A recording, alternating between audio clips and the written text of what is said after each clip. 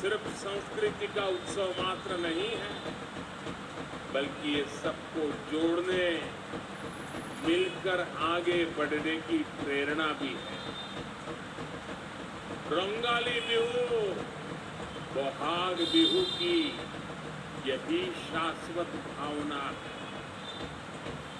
ये असम वासियों के लिए दिल और आत्मा का त्योहार है। ये हर प्रकार की खाई को पाटता है, हर भेद को मिटाता है। ये मानव और प्रकृति के बीच तालमेल का उत्तम प्रतीक है। इसलिए बिहू को सिर्फ शाब्दिक अर्थ से कोई नहीं समझ सकता, बल्कि इसे समझने के लिए भावनाओं की, एहसास की आवश्यकता होती है। यही भाव बहनों बेटियों के बालों में सजे कोको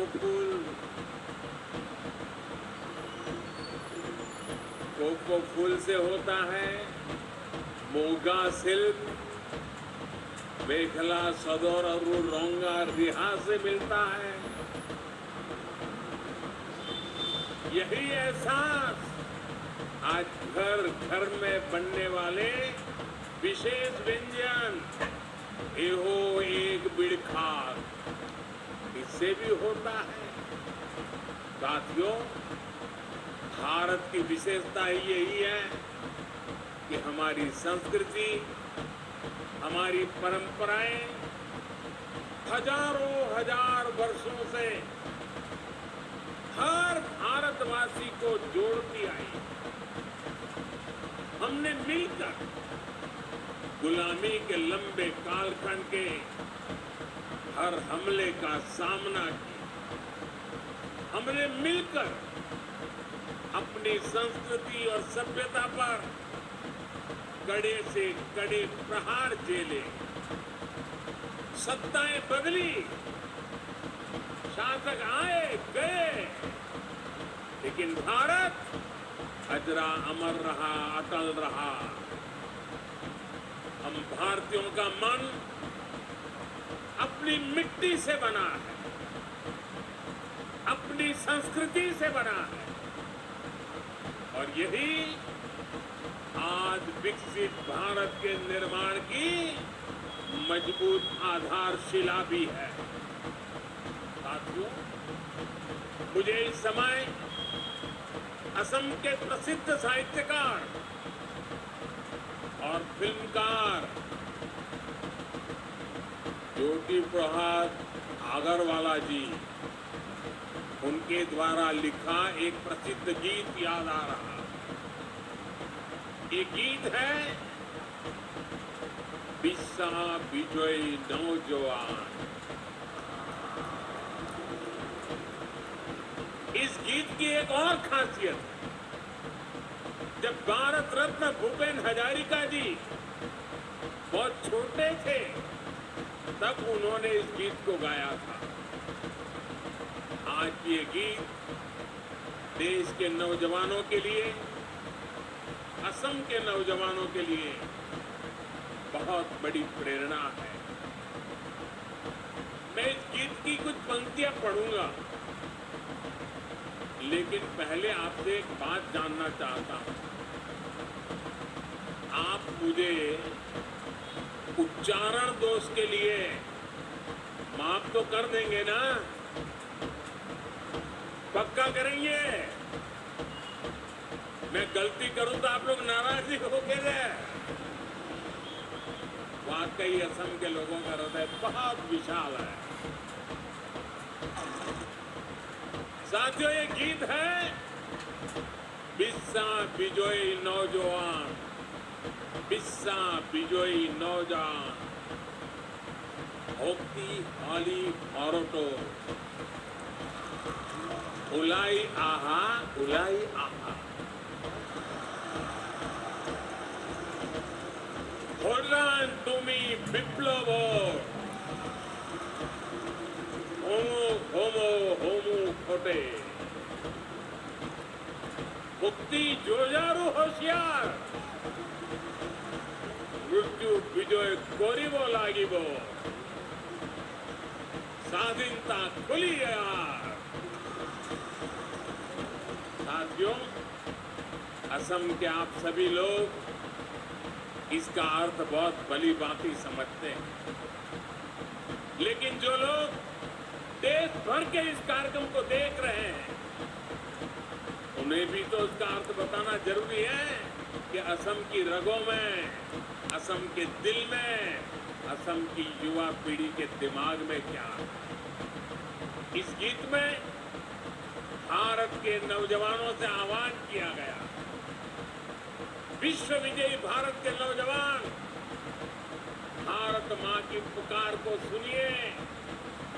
ये गीत युवाओं का आह्वान करता है कि बदलाव का वाहक बनिए। ये गीत भरोसा देता है कि हम मृत्यु पर विजय पाएंगे और स्वाधीनता के द्वार खोलेंगे। साथियों, ये गीत तब लिखा गया था जब आजादी ही सबसे बड़ा सपना था। भारत आज आजाद है और आज विकसित भारत का निर्माण हम सभी का सबसे बड़ा सपना है। हमें देश के लिए जीने का सौभाग्य मिला। मैं देश के नौजवानों से, असम के नौजवानों से आह्वान करूंगा, मेरे भारत के युवाओं, आप में विश्व विजय करने का सामर्थ्य है। अब आगे बढ़िए, तेज गति से विकास की बागडोर संभालिए, विकसित भारत के द्वार खोलिए। साथियों, बहुत से लोग मुझसे कहते हैं, मैं इतने बड़े बड़े लक्ष्य कैसे तय कर लेता हूं, किसके भरोसे विकसित भारत की बात करता हूं। जवाब बहुत आसान है। मेरे भीतर से निकली हुई आवाज कहती है, मेरा भरोसा आप लोगों पर है। मेरा भरोसा देश के नौजवानों पर है। मेरा भरोसा 140 करोड़ देशवासियों पर है। हमारी सरकार का प्रयास है कि आपके रास्ते में आने वाली हर अड़चन को जल्द से जल्द दूर करने का प्रयास किया जाए। हम पूरी ईमानदारी से आपके लिए मेहनत करने में कोई कसर नहीं छोड़ते। आज यहाँ जिन परियोजनाओं का शिलान्यास और लोकार्पण हुआ है, ये भी इसी का एक उदाहरण है। भाइयों और बहनों, दशकों तक हमारे देश में कनेक्टिविटी को बहुत सीमित दायरे में देखा गया। कोई व्यक्ति एक जगह से दूसरी जगह कैसे पहुंचे, सब इसी को कनेक्टिविटी माना जाता है। इसमें भी भारत की क्या स्थिति थी, ये असम और नॉर्थ ईस्ट के आप लोग भली भांति जानते हैं। पिछले 9 वर्षों में हमने कनेक्टिविटी को लेकर उस पुरानी अप्रोच को ही बदल दिया है। आज हमारे लिए कनेक्टिविटी 4 दिशाओं में एक साथ काम करने वाला महायज्ञ है। आज जिस कनेक्टिविटी पर देश काम कर रहा है, उसके 4 आयाम हैं। Physical connectivity, digital connectivity, social connectivity और कल्चरल कनेक्टिविटी। साथियों, आज यहाँ इतना शानदार आयोजन हुआ है और इसलिए पहले मैं कल्चरल कनेक्टिविटी की बात करता हूँ। बीते वर्षों में भारत में कल्चरल कनेक्टिविटी को लेकर अभूतपूर्व काम हुआ है, वरना कौन कल्पना कर सकता था कि असम के महान योद्धा लासित बोरफुकन की 400वीं जयंती पर दिल्ली में इतना विशाल कार्यक्रम होगा। यहां असम से भी उसमें सैकड़ों लोग गए और मुझे उनसे बातचीत करने का अवसर भी मिला। साथियों, वीर लासित बोरफुकन हो या फिर रानी गाइडिंलिउ हो, चाहे काशी तमिल संगमम हो या सौराष्ट्र तमिल संगमम हो, चाहे केदारनाथ हो या कामाख्या हो, चाहे डोसा हो या फिर डोईसिरा हो, आज भारत में हर विचार, हर संस्कृति का एक दूसरे से कनेक्ट बढ़ाया जा रहा है। हिम्मता जी ने अभी गुजरात में माधोपुर मेला होकर भी आए हैं। कृष्ण रुक्मिणी का ये बंधन भी पश्चिमी भारत को नॉर्थ ईस्ट से जोड़ता है। यही नहीं, मोगा सिल्क, तेजपुर लेसू, जोहा राइस, बोका साउल, काजी नेमू जैसे अनेक उत्पादकों के बाद हमारा गामोसा को भी जीआई टैग मिला है। ये भी असमिया कला, हमारे बहनों के श्रम उद्यम को बाकी देश तक पहुंचाने का प्रयास है। भाइयों और बहनों, आज देश की अलग अलग संस्कृतियों का संवाद पर्यटन से भी हो रहा है। टूरिस्ट जहां जाते हैं वहां सिर्फ पैसे ही खर्च नहीं करते, बल्कि वहां के कल्चर को भी अपने साथ यादों में लेकर के जाते हैं। लेकिन नॉर्थ ईस्ट में फिजिकल कनेक्टिविटी का जो अभाव रहा, उसमें अलग अलग कल्चर में कनेक्ट कैसे हो पाता। इसलिए हमारा जोर रेल, रोड और हवाई मार्ग के कनेक्टिविटी पर भी है। पिछले 9 वर्षों में हमने तेज गति से उन लोगों तक कनेक्टिविटी का विस्तार किया है जो लंबे समय तक डिस्कनेक्टेड रहे। आज नॉर्थ ईस्ट के भी ज्यादातर गांव ऑल वेदर रोड से कनेक्टेड हैं। पिछले 9 वर्षों में नॉर्थ ईस्ट में कई नए एयरपोर्ट बने। पहली बार कॉमर्शियल फ्लाइट की लैंडिंग हुई। पिछले 9 वर्षों में ब्रॉड गेज ट्रेनों की पहुंच मणिपुर और त्रिपुरा तक गई है। आज पहले के मुकाबले 3 गुना तेजी से नॉर्थ ईस्ट में नई रेल लाइनें बिछाई जा रही हैं। आज पहले के मुकाबले नॉर्थ ईस्ट में करीब 10 गुना तेजी से रेल लाइनों का दोहरीकरण हो रहा है। आज भी यहाँ रेलवे के 5 प्रोजेक्ट्स का लोकार्पण हुआ है। एक साथ 5 प्रोजेक्ट नॉर्थ ईस्ट, इन पर 6,000 करोड़ रुपए से अधिक का निवेश हुआ। ये असम सहित नॉर्थ ईस्ट के बहुत बड़े हिस्से के विकास को गति देने वाला है। असम के एक बड़े हिस्से में पहली बार रेल पहुंच रही है। रेल लाइनों के दोहरीकरण से असम के साथ साथ मणिपुर, मिजोरम, त्रिपुरा और नागालैंड तक आवाजाही आसान होगी। इससे मालगाड़ियां भी अब अनेक नए क्षेत्रों तक पहुंच पाएगी। इससे आस्था और पर्यटन के अनेक स्थलों तक आना जाना और भी आसान हो जाएगा।